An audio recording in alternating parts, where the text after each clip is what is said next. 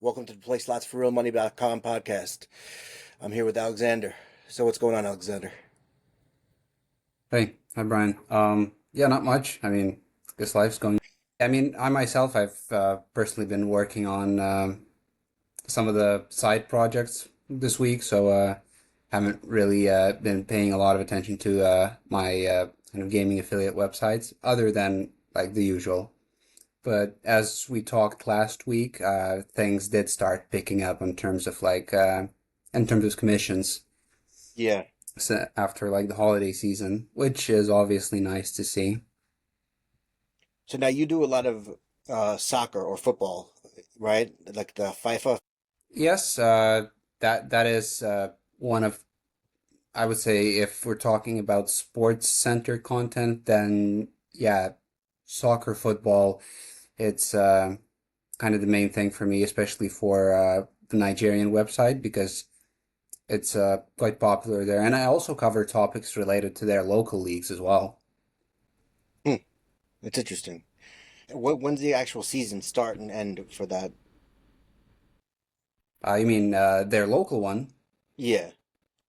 Um, to be honest, they have different seasons because they'd have something that happens in kind of I think starting from March. So those are like qualification games where you'd have national teams playing between each other, and then they have local West African leagues which really play all throughout the year because they don't really have an issue.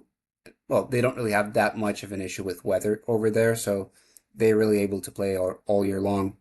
Oh, that's great. And uh, and yeah, so there's usually something to cover there. Uh, well, for me, the most kind of the content that gets most views and most clicks and is usually easier to rank is content related to players, to individual players, rather than actual events. So it's transfers, how much people make, um, which which team which team they've played, which team they will be playing for, uh, details about the contracts if those are public. So everything related to that is instantly getting kind of picked up, Good. and I think that sort of content is actually one of the reasons why this website got picked up by Google for this Google Discover thing. You know You got that, to discover. yeah, yeah. It's not an easy process. Yeah, I actually don't know. I didn't do anything specifically for it. I just noticed one day that the Search Console UI slightly changed, Yeah. and wasn't quite sure even what that was about until I kind of looked into it in more detail.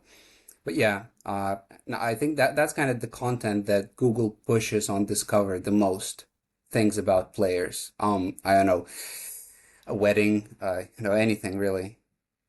I've been doing a lot of like legislation content, and it doesn't get picked up. I get a lot of people through newsletter basically. The SEO Hmm. traffic is down, but um, no Google Discover. Well, I think one of the well, and I would probably recommend this to most niches where it could be applicable in any way, shape, or form is uh writing about money. What like because people really want to know how much other people make, and those are kind of the topics that people search for. Is and like highest paid Kenyan player in 2024, highest paid Kenyan player in July, highest. So it you could drill down to many different levels there. Well, that's a good idea. Very good idea. So what are you seeing? For me, I've been focusing a lot on user experience, and I've gotten actually good results on it. I've been building out just the infrastructure on my site. Basically, it's resulting in people staying on the site longer, clicking through to more pages, and um, ultimately just more views per session. And the more I expand the functionality out, I'm getting a lot better click through ratios.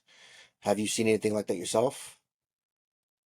That's a good point and interesting that you brought up because I've been thinking about that this week specifically, in light of me probably needing to pay more attention to that or kind of do a revision. So I was planning to use Hotjar for that Okay. because I, uh, I mean, it's just very convenient to me. It slows down your site, fair enough, but you get reporting, you get heat maps, you get all of that in an extremely easily accessible way. So I'll probably go for that in the next couple of weeks just to see how the users are interacting with my stuff because in terms of the experience that I had in mind and that I set as a goal, it was pretty simple. So I don't really expect people to browse the website in most cases. So when somebody lands on a given page, there's usually something I want them to do. And in most cases, it's clicking the affiliate link. Yeah. Um, if it's content like, if it's just purely informative, fun content, let's say about players, about football tournament matches, etc., I don't really expect much. I just do that to get more traffic. So when I get more traffic, I get more people that want to buy posts on my website. Yeah. So it's kind of a way of attracting buyers of guest posts. And other cases, it's say money pages, and I did air quotes under the table, um, and money pages in a sense because I want people to register. And in that case, the user experience is all really aimed at them spending not much time on the page, seeing exactly what they want as soon as the page loads, and clicking the link. So I Drop off on that though. You know, and on your no, I mean, you could argue that Google would see that as bounce rate, yes.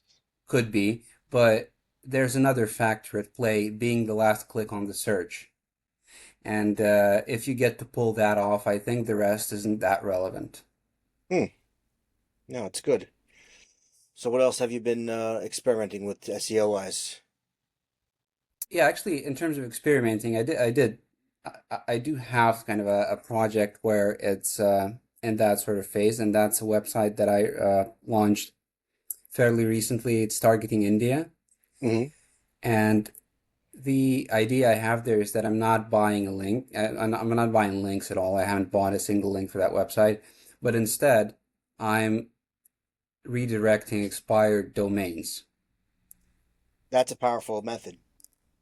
You can get Yeah, yourself I mean like that. it it could backfire very badly for you or for anyone else. I mean, the first time that I did it, when I kind of read about it, heard about it, I thought, okay, that's fantastic. I can go buy an expired domain. So I bought something that seemed reasonable at the time, and I flooded my website with, like, frankly speaking, thousands and thousands of crap links from irrelevant places. It took a while. Like I removed the redirect when I realized what I've done, but it took a while to kind of clear up. Yeah. So with this website, I mean, like a lot of time has passed, and I've gained a lot of experience in buying domains and reviewing them and getting them at the right time when they exactly expire before other people get them. So it's a whole thing. It hasn't been ramping up as quickly as I thought it would, but it is, which the cost is quite low in a sense because if I buy an expired domain, not off a marketplace, but like just it expired and I bought it off any register really. So you'd pay $5-10 for a domain, especially for the Indian ones or Bangladeshi ones or the Pakistani ones. They're not that expensive. And if they're relevant, then you just redirect them.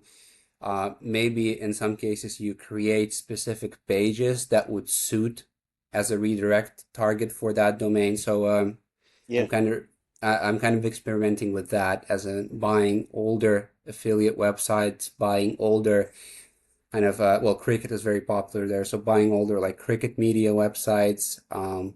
In some cases, casino web like old casino websites that are out of business, old bet sports book. Well, I haven't actually found yet kind of an expired Indian sportsbook website, but yesterday I've actually bought an expired casino website, and Nice. I haven't redirected it yet because I want to create a specific page that would make sense as a redirect for that Okay. domain. Yeah, I could get it to that nice landing page, and it'll Yeah. put was expired. That was a 301 redirect from like Forbes, this big Mhm. publications like that. And I'd buy the domain and I'd redirect it to, the specific pages.